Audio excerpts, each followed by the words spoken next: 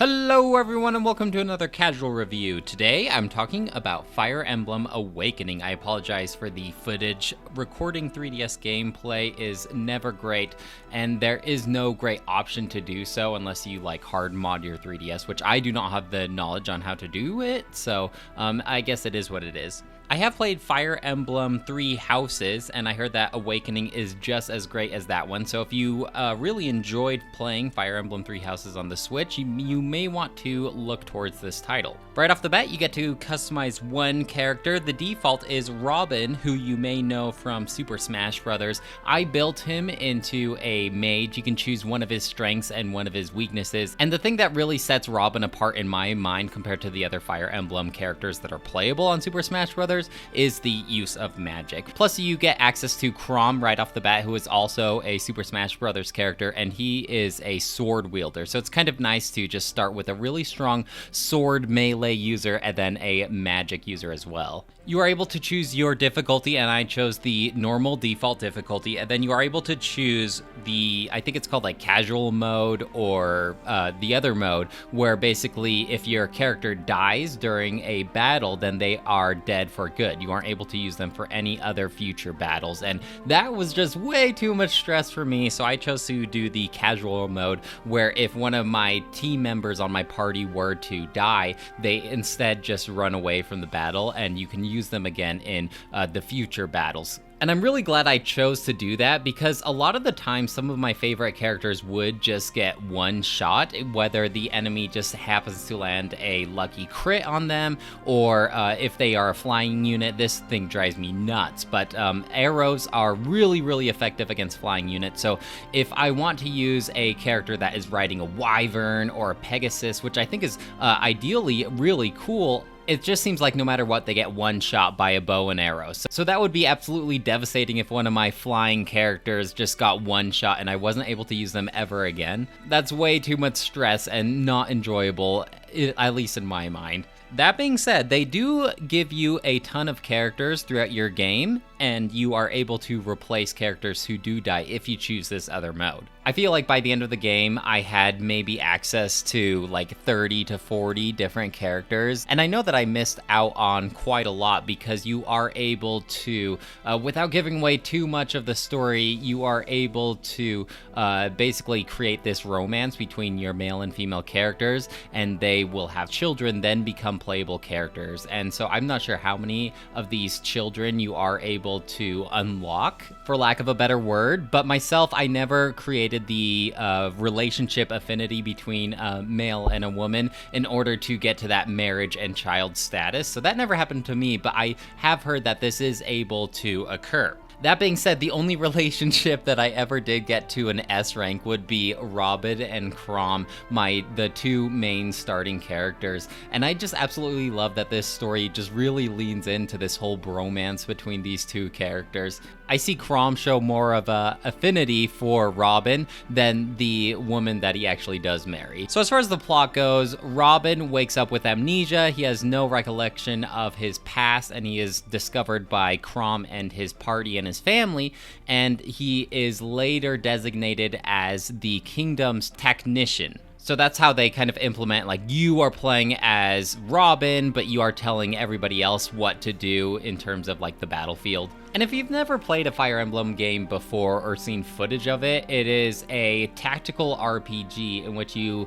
move your characters on an overhead space with this grid-like system and attack the enemies. And then whenever you do initiate combat, it zooms in and you get to see these two characters duking it out. As far as the overworld, the characters have this pixely look to them, and then when it zooms into the battle, they are given more of a 3DS level of graphics. And I actually don't like the character models in this 3D form. I think they haven't aged that well, despite not even being 10 years old. It's just that level of 3DS graphics that don't quite look realistic. It's weird. It's like they don't have feet, they just have stumps on the end of their legs. And anatomically, it just looks kind of weird, especially the knights, the heavy armored knight class.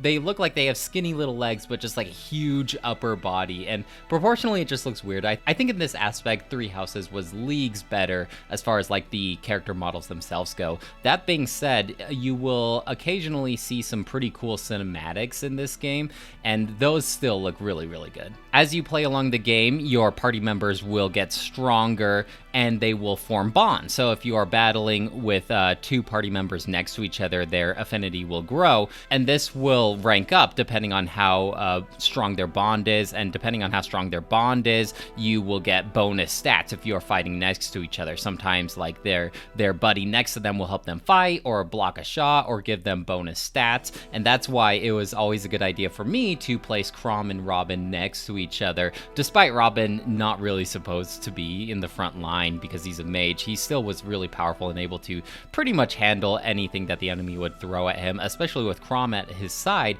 because this would give him bonus stats like avoidance, so he could dodge the enemy attacks. Every time a character's affinity will rank up, you are able to witness a dialogue between these two characters, and this reveals more about each of the character depending on their interactions. And I always thought it was cool in Three Houses how they were able to have so many different dialogue options with all of these different characters. That had to take a lot of writing to do so. That being said, this game, unlike Three Houses, is not voice acted. It's pretty much that thing where it shows a still image of the character with the text box, and rather than voicing out the whole dialogue, they'll just say things like, "Oh, huh? What?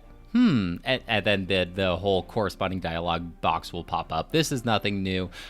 Probably just something that the hardware couldn't run itself. It's probably a lot of work recording all of that dialogue as well. I was always impressed about that in Fire Emblem Three Houses. That being said, despite there being so many dialogue options, I felt like all of the characters themselves were pretty one note. It's like each of them have that one defining characteristic about them, besides obviously like the main characters, but it's like, this character is often forgotten and not a lot of people notice him, and this character likes to say a lot of jokes, or this character often gets mistaked as a woman even though he is a man. And they really like ride that one defining trait for almost every single interaction that you will see with this character. I did have a couple stars in my party that I made sure to take with me every single battle encounter, aside from the obvious being Robin, Chrom, Lucina. These are all like main characters. They're supposed to be like the heroes of the game, so obviously they are super strong, but I had one character, her name is Pan or Pain,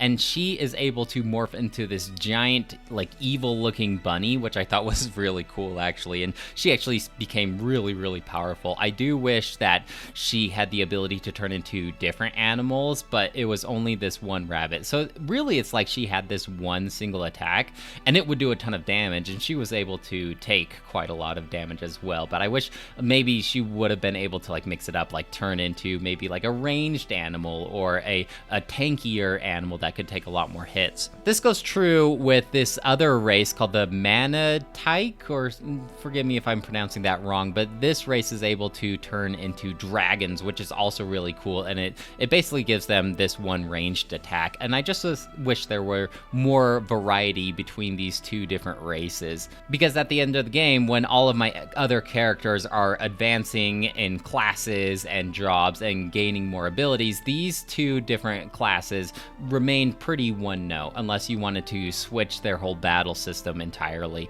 by changing the class. Chrom's little sister Lissa was actually quite the powerhouse as well. She originally starts out as a cleric, a healer, in order to heal up your party members, and every time I would use her to heal, she would gain quite a lot of experience points and level up a lot more rapidly than the other characters, especially because she is doing this action every single turn, whereas some of my other party members aren't able to attack every single turn. So she leveled up quite a lot faster than the rest of the characters, and I was able to advance her class to the point where she was riding a horse, and she could also utilize magic, and her magic would hit quite hard as well. So she almost became like a secondary Robin in my party, for my game at least. Maybe not quite as much damage, but she also had the ability to heal, which was really nice. On the topic of characters, I also noticed a reoccurring character that is from Fire Emblem Three Houses, and maybe all of the Fire Emblem games, I don't really know, these being the only two Fire Emblem games that I've played, but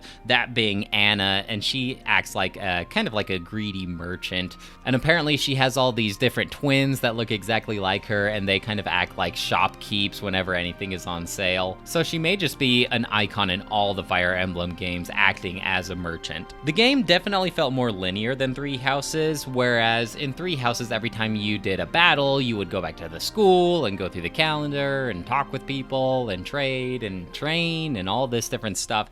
This game, you still have this overworld where you can move around and shop and select your levels, but as far as like the narrative goes, it felt a lot more linear to me, which I actually preferred. It felt like I was playing through one cohesive story rather than breaking it up like, okay, now that I had this significant encounter, it's time to go back to being a professor at school. That being said, on a mechanical level, I actually think I prefer the Three Houses system over the mechanics of Awakening. While I do prefer the narrative in Awakening, I like being able to break up the battles with all that other stuff that was in Three Houses. This started to feel a little monotonous and one note, especially because I played this game quite a lot over the course of a week. If you don't feel like doing any of the main missions, you are able to do these little side battles with bad guys that show up in the overworld. This is a good way to grind up XP if you feel like some of your characters are underleveled. And if I was worried about permanent death, I definitely would have spent a lot more time grinding XP and making sure that all of my characters are powerhouses and able to withstand those one-hit kills. But as far as my gameplay, I stuck mostly to the main missions, and I felt like that made the difficulty just right for me. It didn't pass that line of being unbearably difficult to the point that it's frustrating, but it never got to the point where it was way too easy and I could just one-shot every single enemy. Before you go into a battle, you are able to equip your squad with all of their items and equipment. Spells are on a limited charge, and I can't quite remember if this was in Three Houses. I want to say it is. So if I get an Elfire for Robin, I can only use that Elfire 30 times before the spell is essentially destroyed and I have to purchase more. I never found myself wanting for too many different abilities. It seemed like I was able to get most of what I needed from enemies that I defeated. That being said, the Beast Stones and the Dragon Stones that my mana takes and the other race, I can't remember their name, I did need to stock up on those every once in a while just because they are using the same thing over and over again. The music is good. It's pretty nice, actually, I would say. However, I did enjoy the soundtrack in Three Houses better than this one. It felt a lot more exciting and upbeat compared to Awakening. Overall, I really liked it. Not quite as much as I enjoyed Three Houses. You know, your first game in a series tends to be your favorite because that was your first exposure to it. So I will say that it's not quite as good as Three Houses, but it's definitely worth a playthrough if you enjoyed your playthrough of Three Houses, because this game still holds up quite a lot. I will give this game the score of 4 out of 5, and I will be keeping an eye out for some more Fire Emblem games. It seems like the physical copies of these just seem to go up and up in price, so I may need to act quicker than I usually do for physical video games. I even bought this Fire Emblem Awakening over retail price just because I wanted the physical copy, so I may just scurry out and buy the other 3DS games. Well guys, that's it for me. Let me know if you have any questions or comments about Fire Emblem Awakening or the Fire Emblem series in general, and I'd love to hear what you have to say. I'll talk to you later. Bye!